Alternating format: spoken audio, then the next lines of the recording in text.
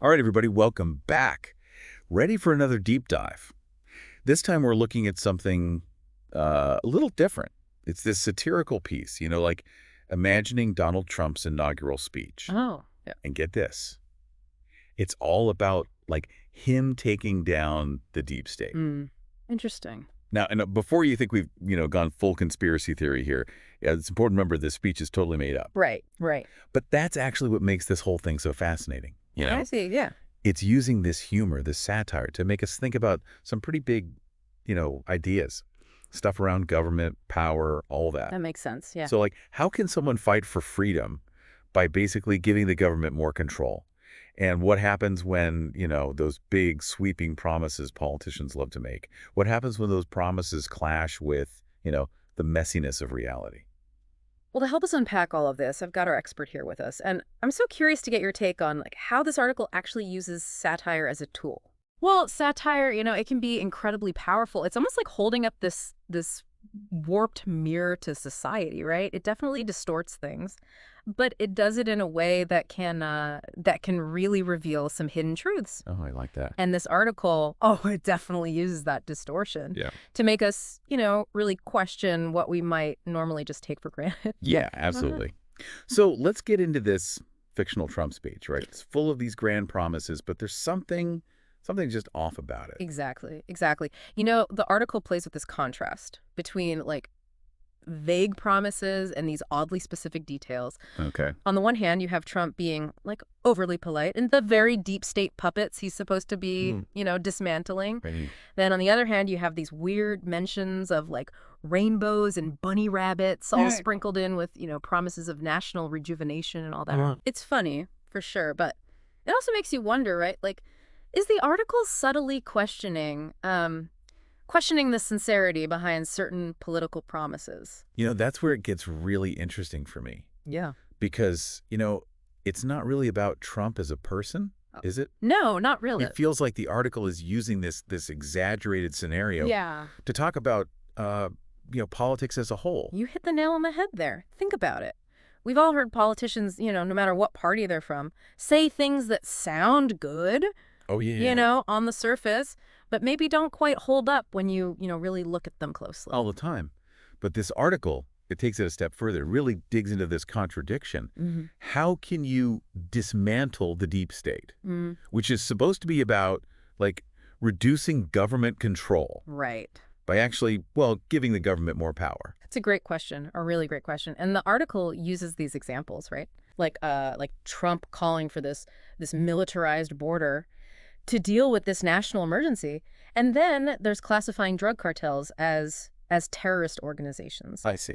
I mean, these actions, sure, they might sound decisive and all that, but do they actually, decrease government control? Or do they maybe just shift the focus and potentially even increase control in other areas? I think the article might be suggesting something here, that these promises of smaller government, they can sometimes actually mask an expansion of power in different forms. Definitely something to think about, for sure. And it's not a new tactic either. Oh, really? Oh, yeah. This has been used throughout history to create this sense of fear. And then you offer, protection as a way to justify expanding control. That's pretty sneaky. It reminds me of the war on drugs. Yeah. The article mentions how it inadvertently fueled the very problem it was meant to solve. Yeah, that's a classic example of unintended consequences, right? It shows how even well-intentioned policies, they can totally backfire, especially when they're driven by, fear and this desire for these quick fixes. It's like trying to put out a fire with gasoline. Oh, wow. You might think you're doing the right thing, but you just end up making the problem worse. And it's not just about one side of the, political spectrum either. No, not at all. The article points out how both, conservatives and liberals, they can be guilty of, well, shall we say, selectively interpreting the Constitution based on what fits their agenda at the moment. It's true. It's a good point. I mean, we all have our biases, and sometimes those biases can lead us to, to see things in a way that just confirms what we already believe. Right. Even when it comes to something like the Constitution, right? Which is supposed to be the bedrock of our entire legal system. It's almost like we're all susceptible to a bit of, confirmation bias. Exactly, yeah. Speaking of, shaping narratives, the article also takes aim at Trump's use of religious language, Oh, right? right. This whole divine narrative he tries to build around himself. It's really fascinating when you think about it. It's not necessarily about mocking religion itself. No, I don't think so. It's more about highlighting how political figures throughout history have used this chosen one narrative to kind of avoid, scrutiny.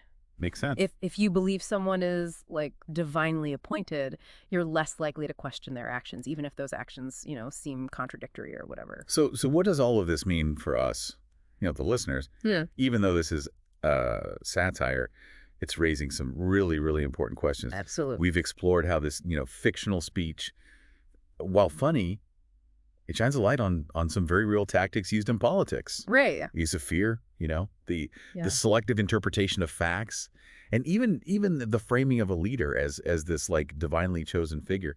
These are all things we see play out in the real world, Oh, yeah, definitely. not just in satire. For sure. So how can we become more aware of these tactics, Yeah. both in politics and in our own lives, right? So Yeah. we can make, more informed decisions. It's a question worth pondering, for sure. Yeah. It really is. That's all the time we have for today's deep dive. But thanks so much for listening, everybody, and we'll see you next time. See you then.